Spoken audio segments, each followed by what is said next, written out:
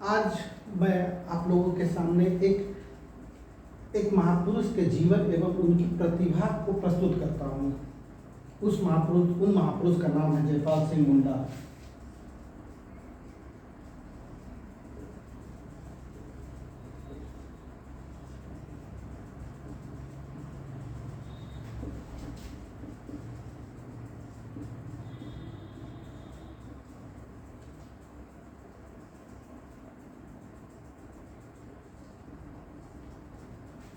जयपाल सिंह मुंडा, इनका जन्म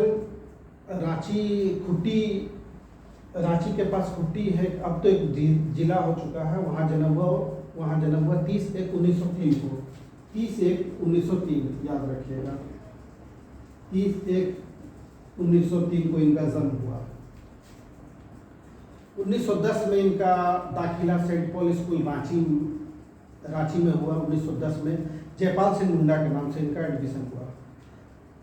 उसके बाद आगे की पढ़ाई स्कूलिंग सेंट पॉल स्कूल में करने के बाद आगे की पढ़ाई जो है वो करने के लिए इंग्लैंड गए।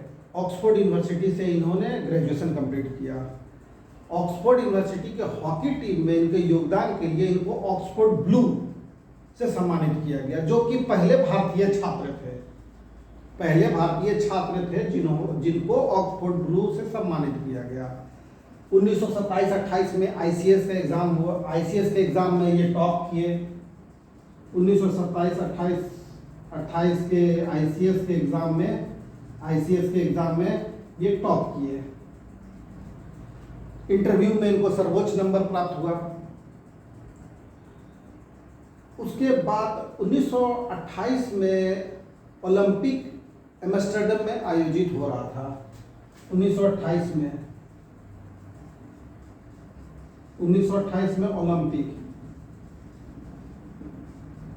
ओलंपिक गेम्स का आयोजन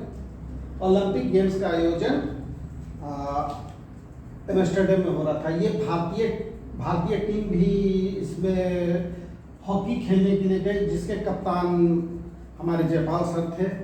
उस ओलंपिक में हमारी भारतीय टीम ने 17 मुकाबले में 16 में जीत, 1 ड्रॉ के साथ गोल्ड मेडल जीती।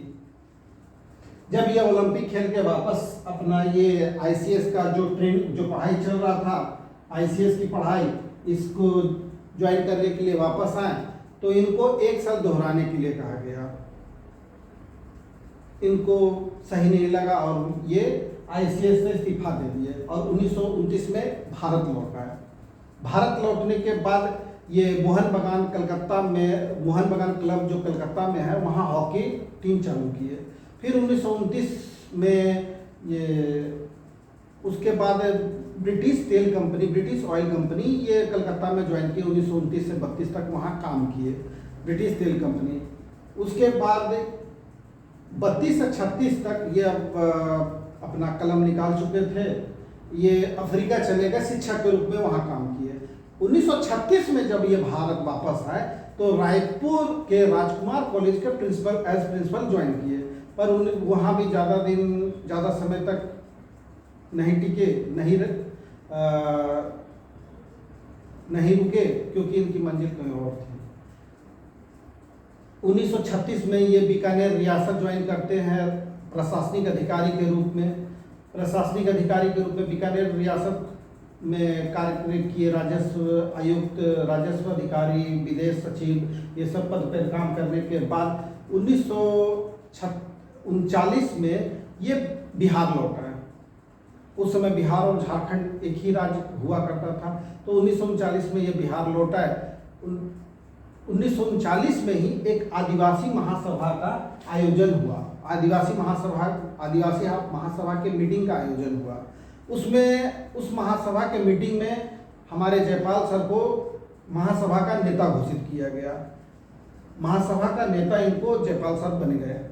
उसके बाद 1946 में संविधान सभा के लिए ये बिहार से चुने गए।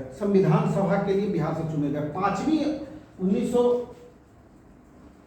1939 में ये आदिवासी आदिवासी महासभा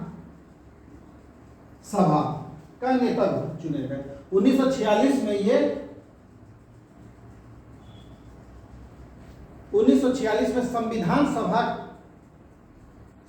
सभा के जो सदस्य हैं उसके रूप में बिहार से चुने गए। 5वीं और 6वीं अनुसूची जो आदिवासियों के संरक्षण से संबंधित है उसके निर्माण में इन्होंने महत्वपूर्ण भूमिका निभाई। उसके बाद देश आज़ाद हुआ। आज़ादी के बाद इन्होंने अपनी ये जो आदिवासी महासभा है इसका नाम बदलकर झारखंड पार्टी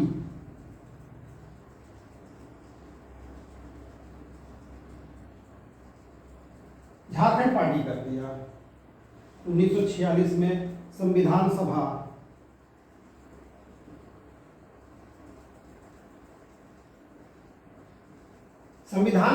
के सदस्य के रूप में काम किए। झारखंड पार्टी आज़ादी के बाद 1952 में इन्होंने झारखंड पार्टी से इलेक्शन लड़ा। इनकी पार्टी भी इलेक्शन लड़ी। पार्टी ने 32 इनके झारखंड पार्टी को 32 सीट मिला। उसके बाद ये अलग राज्य झारखंड के लिए राज्य पुनर्गठन आयोग को एक ज्ञापन भेजे जो खारिज हो गया। भाई खारिज होने का भी बहुत कारण बताया, लेकिन खारिज तो खारिज ही है, कारण जो भी रहे। उसके बाद ये हमारे जो बिहार, उसमें झारखंड बिहार एक ही था। बिहार के उप मुख्यमंत्री के रूप में भी रहे। इनका जो उप मुख्यमंत्री बिहार के रहे और इनका जो पूरा ये जो भाषण देते थे और जो ये लिखते भी थे, लेख जो इनके भाषण और लेखक जो ये जो आर्टिकल्स लिखते थे, ये सबका कलेक्शन जो है एक इनकी जो पूरा कलेक्शन जो है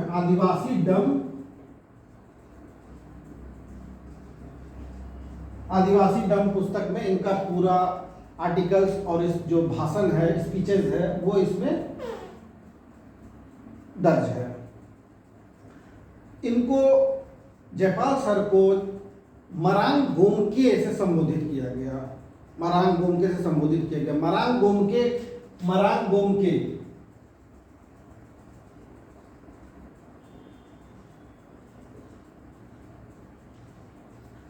गोमके का अर्थ है झारखंड के सबसे बड़े नेता। तो यहाँ उम्मीद करते हैं कि आपको हमारे जयपाल सर का जो जीवन और इनका प्रतिभा आपको जानकर अच्छा लगा होगा। ये आप देखिए, पढ़ाई में भी ऑक्सफोर्ड से पढ़े, ICS में फर्स्ट किए, खेल में भी गोल्ड मेडल लाए। ये ओलंपिक में अपने देश को ये गोल्ड मेडल इनको मिला। उसके बाद राजनीति में आए। 1939 में आदिवासी महासभा का गठन किए। आदिवासी महासभा के नेता चुने गए। संविधान सभा के सदस्य रहे। झारखंड पार्टी बनाई। इनका जो भाषण और जो आर्टिकल्स था वो आदिवासी डम में किताब में दर्ज है और इसी को लेके इनको मरांग गोमके से संबोधित किया गया। मरांग गोमके हमारे झारखंड के सबसे बड़े नेता।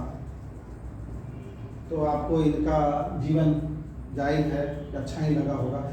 और इसका नेक्स्ट जो है, आपको नेक्स्ट वीडियो जो है हम लोग बात करेंगे, चर्चा करेंगे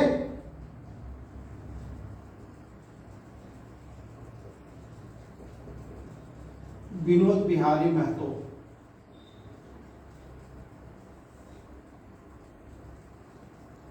तो नेक्स्ट वीडियो के लिए आप लोग भी तैयार रहेंगे।